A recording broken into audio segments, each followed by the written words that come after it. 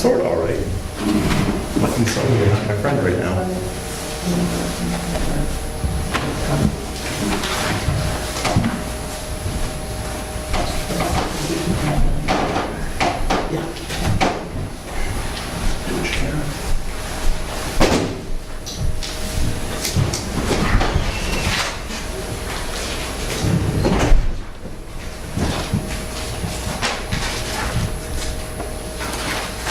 Awfully quiet. It's a serious group. Well then, I guess we're going to start. You can start while I'm trying to This figure out is the electronics and talk our through it. public hearing for the reconstruction of the Valley Crossroad Bridge. We've got a 80-20 with the state paying 80%, and these gentlemen would like to take most of that away, which I don't blame them. It's going to be a lot of work, but we'll be able to give them some input and direction, and we get some choices on the proposals. Is that correct? That's- Misspoken, have No, that's fantastic. I? Okay, here we go. Thank you for not blaming us and stuff too. Well, I'll figure out some electronics while we go through here, so I apologize for that. Sometimes computers are my friends, sometimes they're not. And hopefully today it becomes my friend. Introduce ourselves. My name's John Waters from the engineering firm that I appreciate your selectmen in town hiring us to help you out. Our Portsmouth, New Hampshire, as well as northern Massachusetts, and we've been through a little bit of process. We went through an interview, and the town was nice enough to hire us to help kind of bring this project to vision. So I'm John Waters. I'm the project manager associated with the job. I wanted to say your own name there. I'm Steve Langford, bridge engineer. I'm Ron Hedrick, I'm a landscape architect. And Steve and Ron will be talking in a minute. Once I get the electronics up, what we're going to do, we just have a few pictures just to show like which bridge we're talking about, make sure we're all talking about the same thing. We'll talk a little bit about the context of the area, a little bit of just where the location is, how you get around, and the features of the site. And really what we're looking to get out of this here, we've done, I'll hate to say this, sounds bad, we've done very little work so far. Okay, what we have done so far is we have surveyed the area with our surveying crews. We've had environmental scientists on site to delineate the environmental resources in the area. And Steve and another engineer have come up and evaluated the bridge based on some dimensionals and structural evaluation things. So coming out of here, we want input from everybody here of what's important about the bridge location itself, so that when we move forward to the next step, we've already got input from you before we go too far. Does that make sense? We don't want to go too far, because I hate coming to a meeting saying, hey, this is your solution, and jam it down your throat, and a lot of people go, but why didn't you ask me initially? We've had that happen before, I'm gonna guess. So we're asking you early. So I'm kind of stalling as I'm typing this stuff up in here. I'm getting closer. And that's a scoop, that makes sense? So the part of it I can continue to talk through while this goes by is the first thing we're going to do for a product here is we're trying to develop what we call an engineering report. It's a document that we're going to submit to New Hampshire DOT because they're an 80% partner in the whole entire job. So the engineering report is going to be a piece of paper with pictures and graphs and cost estimates into it. And we're going to say, hey, New Hampshire DOT, we've looked at the site, we've talked to the town, and we've come up with a couple options, A, B, and C. We think option C makes the most sense. Do you agree? Because you're an 80% financial partner. And then when New Hampshire DOT comes back and goes, yeah, we agree, then we can move to the next step where we actually start developing design documents to go out to bid. So that's the process. And a big part of that is we've got to keep New Hampshire DOT involved as a partner because they're a financial partner. So a lot of everything we do needs to get kind of approved by them. So we're getting somewhere in here. Okay, odd shape. At least I have a screen. And also informal enough that if there's something that, I apologize the screen isn't huge, but if there's something that's not clear, and I'll try to clarify the screen by turning it in a second, come on up and point to the screen. Let's talk. Because I'm eventually going to take a lot of notes on that whiteboard over there. And again, I'm just stalling. Any questions so far? You want me to move the screen a little back? Yeah, let's try to orient that screen a little bit. And actually what I'll do, Ron, if I do this, I think if we that might help a little bit in terms of making it. back. I think that's a better picture.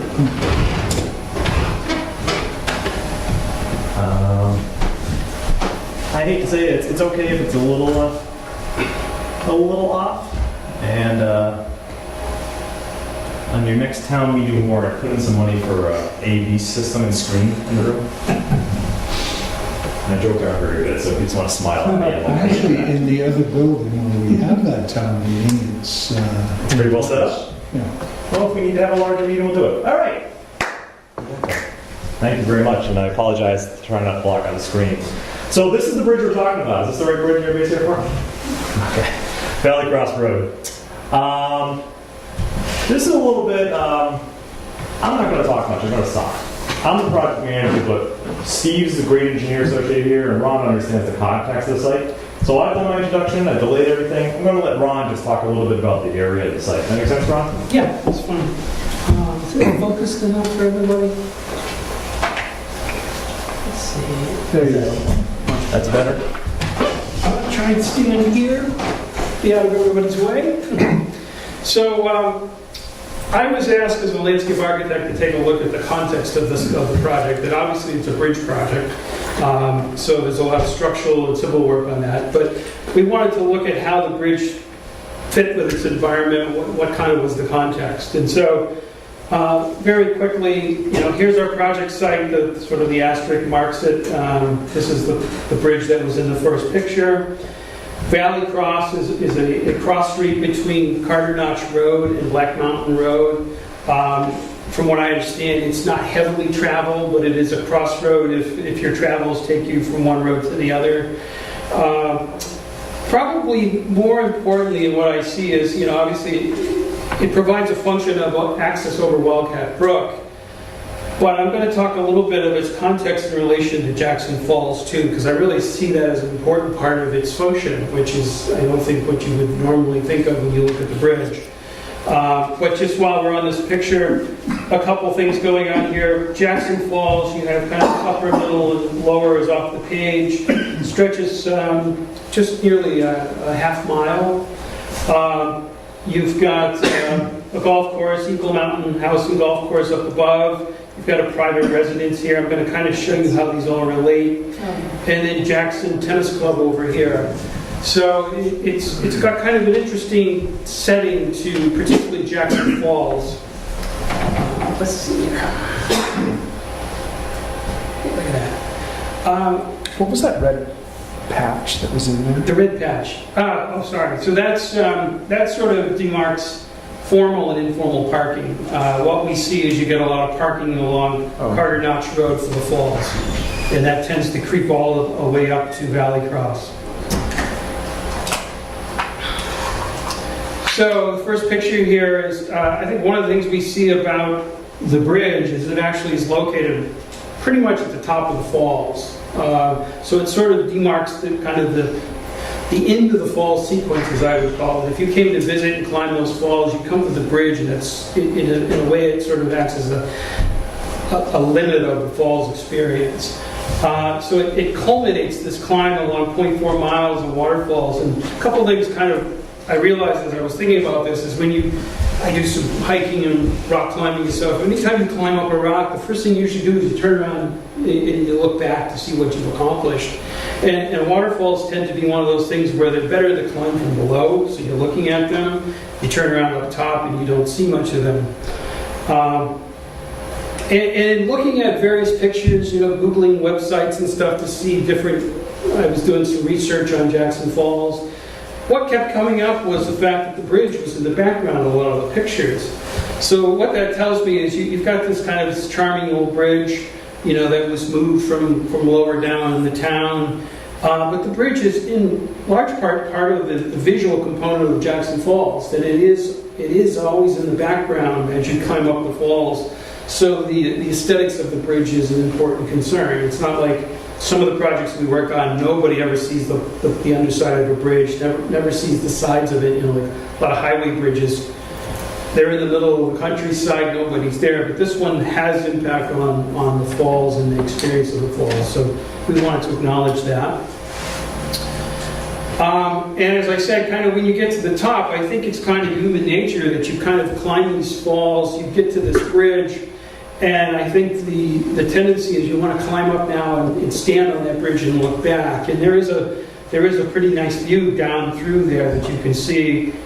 Catches better days than today for sure.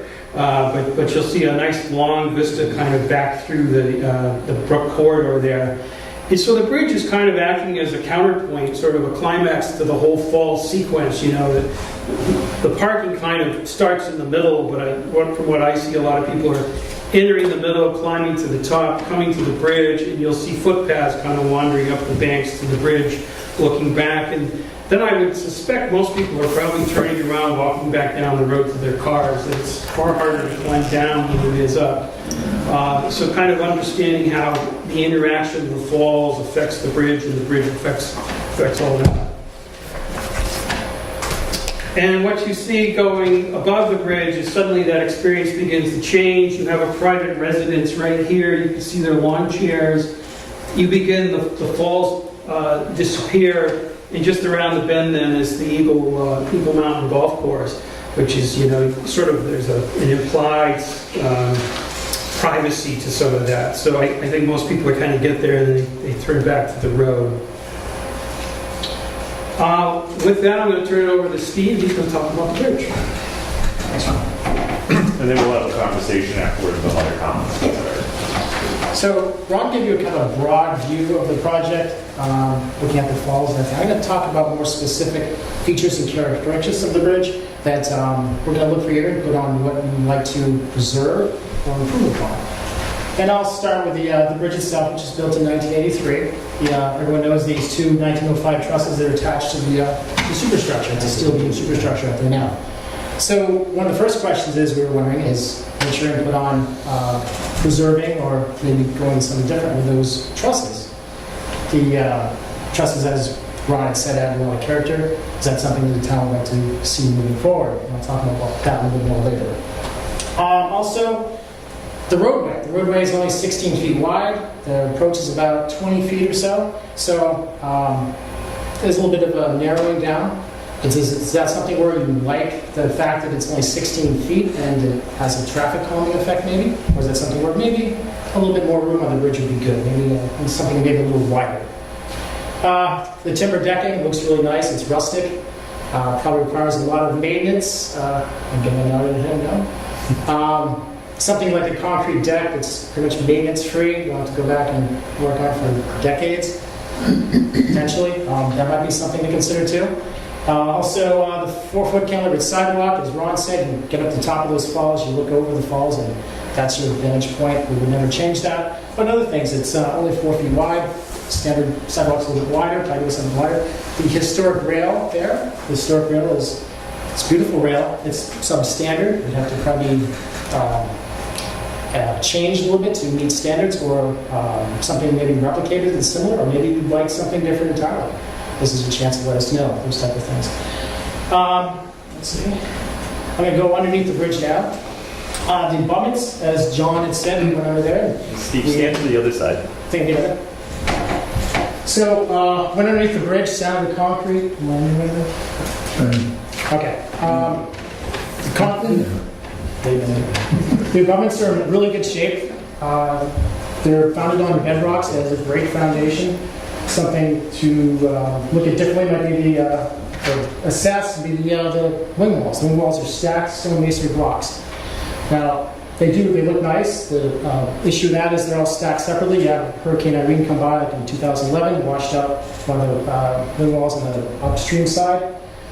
But there are things we can do to actually solidify those wing walls and keep them looking pretty similar. We could actually put grout inside those stones so it actually acts as a cohesive unit where it's not going to just wash away as easily in a big storm. And the grout could be actually raked back so it looks like you see here, however, it is still acting as a total unit. We could have concrete wing walls that are built and attached to the abutment, so it's actually one bigger solid cohesive unit.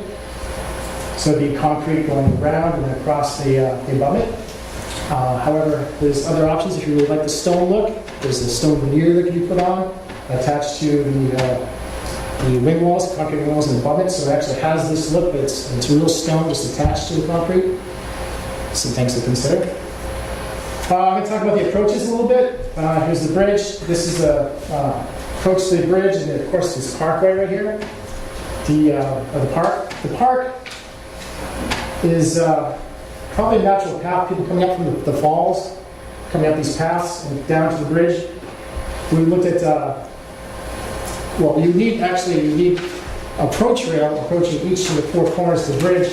And particularly in this corner, a good question is, do you want if we put the rail in, do you want to keep a sidewalk that goes from the sidewalk on the bridge back to this park area that separates the pedestrians from the traffic on the road? Then on the other side here, the east approach, you can see the sidewalk comes down and then just kind of terminates at the end of the bridge. There'd be a guardrail that would have to come in. The guardrail is necessary because if an errant vehicle is going down the road and they have to go off the road, there's nothing to prevent that vehicle from going down into Jackson Falls. And I want to talk a little bit about the project extents. It's a footprint job, so it's not very long. We're only talking about maybe 100 feet, plus or minus, after the bridge, or before the bridge, if you're heading from the intersection, or 100 feet up the road or so. It's not a cast in stone, but that's rough estimate about how far the project would go. And then, of course, during construction, there'll be a closure. The bridge is too narrow to do phased construction, so it would have to be closed. The closing of the bridge would actually reduce the construction time. It's a short detour, 1.25 miles. And but the one thing about that is how's that going to affect police? How's it going to affect fire and ambulances? We want your feedback on any concerns you might have with enclosures. Talk about the overhead lines on the downstream side of the bridge. Those during construction would probably have to be de-energized at some point. Talking about maybe hours, but not days or anything. But just while the bridge is actually being built, and if there's a crane when there's a crane on site actually moving things around, they would have to be de-energized temporarily for safety. Environmental. There's a revegetation effort on this slope that we noticed. That's one environmental issue, but if you have any other environmental issues that you have with this construction, please let us know. Please bring it up. And of course, the butter concerns. Ron mentioned there's the butter immediately upstream of the bridge. There's a tennis club up the road, and of course, there's various other residences right around the bridge. Any concerns about how the construction will impact you during the summer months when this is being worked on? And then also I was going to talk a little bit about what are the bridge types, a little food for thought, things to consider. One bridge type is this is actually a really long truss, much longer than we have here, but this is an example of a weathering steel truss. It could be a painted truss, any color you like. Other options are, this is a similar bridge to what's out there now. Steel beam or concrete beam superstructure. And this one actually did this. This is one of our projects. We took the existing trusses, which were in bad shape, much worse than what's out there now. We refurbished them and then reattached them back to the bridge, so you maintain that feel that's out there now for the bridge, and the trusses look brand new. Also want to point out for the approach rail, I was talking about the slide, approach rail going up to each corner of the bridge. The timber railing here might be an option, something like that to consider. It's crash tested, steel back, so it's strong rail, it's rustic looking, and might be something to consider for this site as well. And then with that, Ron has some of those really cool sketches that we were talking about before, so we'll talk about those. May I just ask about your date of 1983 for the construction of the bridge? Did you mean a date earlier than that? We were under the impression that the bridge was actually, the steel beams and everything was built in 1983, but I think it was 1935, the abutments, or the original structure was built with abutments. Does that sound about right? I think that was... The original bridge was 18 something. Yeah, it was moved up there, maybe in the... Oh, okay. So, anyway, I think that the date of 1983 is incorrect. I believe the superstructure was 1908, and it was moved to 1930s when we constructed the stone bridge down below. The bridge was reconstructed in 1983. Yeah. There was a rehab of the Yeah. bridge in 1983. I'm talking about the steel beams and the plank decorative. They got them from the state. Yeah, Bart did. They got the steel beams on the state. Okay, so a couple things that I wanted to just talk about. So, as I talked about, what we see is a lot of people come up the stream to the bridge, and I know there's been issues of people climbing up the bank, and there's been erosion, and so there's been a revegetation project along the one side of the bridge bank. And recently, there's been some split rail fencing, and there's some stone steps that go in that kind of work you up nicely. And I think the one question we have is that enough? Is as part of this project, does there need to be another set of stairs right there at the bridge or not? And so that's a question that we'd like to hear on. And I just showed a couple of examples of some rustic stone slab stairs. These are more kind of cut stone. These are more irregular, but something that would fit within the aesthetics of the canyon, the Wildcat Brook corridor there. And then these are kind of a reuse of these images. These were created for our interview with the town, but they still kind of apply in terms of if we're thinking of trying to reuse these trusses, which there's certainly no reason there's not to do that. It's certainly feasible.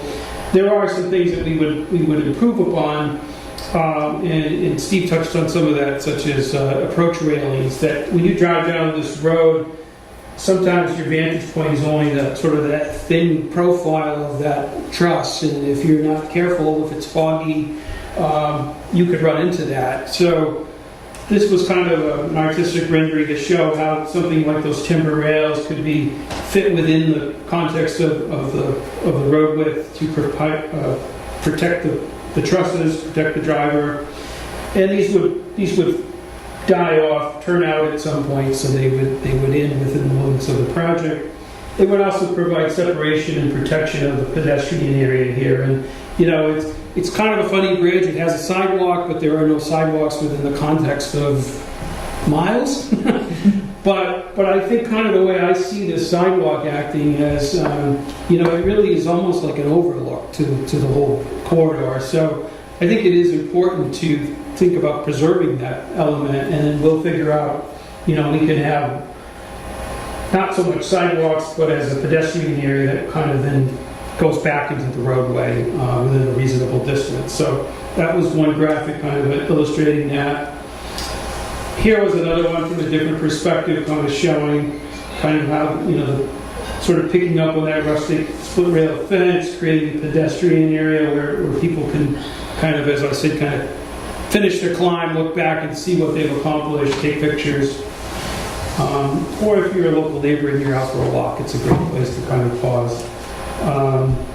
And then finally, Steve had talked about, we're considering reusing the abutments the way they are. There are things that we can do to enhance that. A stone type of treatment would be one thing if that was something the town thought was worthwhile. I think having the rustic block of the wing walls really does kind of lends itself to its setting. The underside is sort of less obvious, but that was the intent of this slide. That is it. So that's kind of like maybe you took 15 minutes or so to go through a bunch of things there. But that's it, seriously, kind of open forum. What's important to you? And I want to write stuff down. Well, you can't create something that's going to be too tough on the road agent to maintain, because we have snow most years, and snow removal is going to be critical for that area. Is the road currently maintained for snow removal in the winter? Yes, it is. Okay. So snow removal and less back-breaking labor for the road agent. I don't think we can talk them into hand shoveling it. I think it's actually 15 feet between the two pieces of green steel, and that's really, really, really, really tight. I don't know if they can get a large truck through there with a wing. To do plowing? Yeah. What about the roadway width? Can you widen it? It's a lot of things you can do on this earth. I'm very serious. Can they pay for it? It's a conversation we'll have to have with the DOT. So there's a couple different things. Roadway wide, we can make roads very wide. And sometimes we're pushed not to make them too wide because people like the characteristic of a roadway. So we can look at improvements of width. And then we'll have to communicate with the DOT what they feel is an appropriate width based on the existing roadway. For example, it's not Route 93. We're not going to come in with two 12-foot lanes and 5-foot bike shoulders and end up with a 30-foot wide roadway because the approach roadways aren't that big. But if you're looking to go from 15 feet to 18 feet, that's in the realm of conversation. We just have to understand ourselves how that impacts the abutments and wing walls down below. Because when you get wider, then you start creeping into the shoulders of the approaches and you get environmental impacts and stuff as I well. think any width you gain, whether it's 6 inches or 2 feet, is going to be huge. And help the ladies going through it. Just, I don't know if you had a chance, but Pat Kelly, the road agent, Like that? and Jay Henry's the fire chief. Fantastic. Former road agent. Yeah. A lot of experience in the room is great. Yes, sir. You were mentioning options A, B, and C, and you were mentioning the landscape architect was mentioning the view from the bridge. It frames North Moat. It's one of the prettiest views of that valley down to North Moat that there is. I'm wondering if any of the options could be, and you mentioned also that during the closure, it was about 1.25 miles out of the way. Has there been any consideration to making it a walking bridge only? We have not, but that's a possibility should the town desire to close it through vehiculars and make it a pedestrian only. It's, even when the walkway is there, there's, as it is in the covered bridge at leaf peeping time, a lot of people walk on that roadway. And I'm wondering, I've two thoughts on that. One is that in your landscape architect, your very pretty walk and all that, one of the issues that the town of Conway is having right now is that the number of tourists that are visiting Diana's Baths is becoming critical, both from the standpoint of parking and from the standpoint of environmental issues. This summer, the falls was very heavily populated with cars. And I'm wondering about making additional walkways and things. I'm just thinking about the impact of that. But more importantly, I guess my issue would be the issue of making it a walking bridge only. And that had to go before the town. That's an option. I would have to leave that to something we'd communicate with the town and get formal direction on that. Would you like to- I think walking bridge would probably not be that great because it leaves us that live above the bridge only one road down to town, and it does happen that the road by the falls is closed off either because of work or because of accidents, and then we would have a 6-mile extra loop to get downtown. Other aspects of the project? People have interest and concern? Appearance, environmental, right away? Bob? I think we actually had a conversation about a year ago when we looked at this about closing it to traffic. I don't think it was a long conversation, but between the fire and safety aspect of having that permanently closed and cutting off anything on the other side to parking for the Jackson's e-touring lot, which is now available for use during non-winter months for people that want to park there. It seemed like we didn't do any kind of a real formalized cost-benefit analysis, but we immediately came up with some downsides to doing something like that. And it's not to say that there aren't upsides, but my question or comment, I guess, was that when we looked at this about a year ago and we wanted to kind of find ways to preserve the character of the bridge, we felt like this historical significance of the trellises would allow for us to have those refurbished and reinstalled. And you had mentioned that there were engineering firms you knew of where those could be physically moved off-site for a period of time and have them refurbished and renovated and then brought back and reinstalled. I think that my very first reaction when I saw your rendition of the rails going actually inside the bridge was kind of what Pat's reaction probably was, is the road age. It was like, there's not even enough room right now. But basically you're saying we could widen that by as much as 3 feet, which gives more than enough room for those rails to be inside of the trellises and still have a wider path there. We talked about widening it for 2 lanes, and we kind of didn't think that that was an appropriate expectation, and that we didn't think the state would pay for the increased cost necessarily connected with widening it for 2-way traffic. And then you've got the sidewalk on top of that, so we felt 1-way traffic. But if you could widen it by enough of an amount to have those rails inside the trellises from a safety aspect, that seems to cover a lot of concerns. Obviously, we hit any bridge around town that we can when we want to, and Hopefully you don't the want work that goes into this, we're going to want to do our best to preserve. The main access into town is a one-car only bridge. Right. Sir.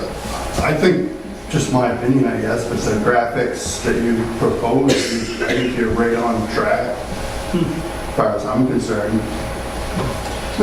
I know it's a hard number for you to answer, but is there any feeling on what kind of width from, I'll say, curb to curb would be, what's a minimum acceptable standard versus a desired number?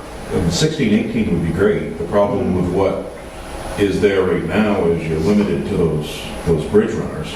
Mm-hmm. You kind of have to stay on those because that's kind of the structure of the bridge. And so you're confined to having to just squeeze through. But we don't have anything wider than, I mean, it's 14 feet with a plow and a wing thereabouts. So if it was 17, 18 feet wide with a solid base, I think that would be great. And then the maintenance, I mean, if you look at all those metal rails, which I'm sure you guys have, they're all stoked to pieces. I mean, people have hit them, we've had plows on them, the wings have been in them, cars have been in them, everything's been in them.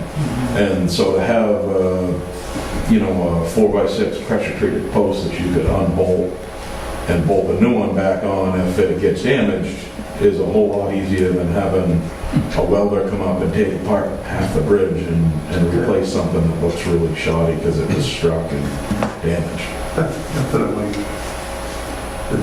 Yeah, so that's With the trellises, to any width you want. Yeah, I would say it. Yeah, I think 18 feet would be really nice. 18 is a nice target. We'll have to play with the geometry. Because 18, I hear it, thank you for the feedback. 18 is one thing.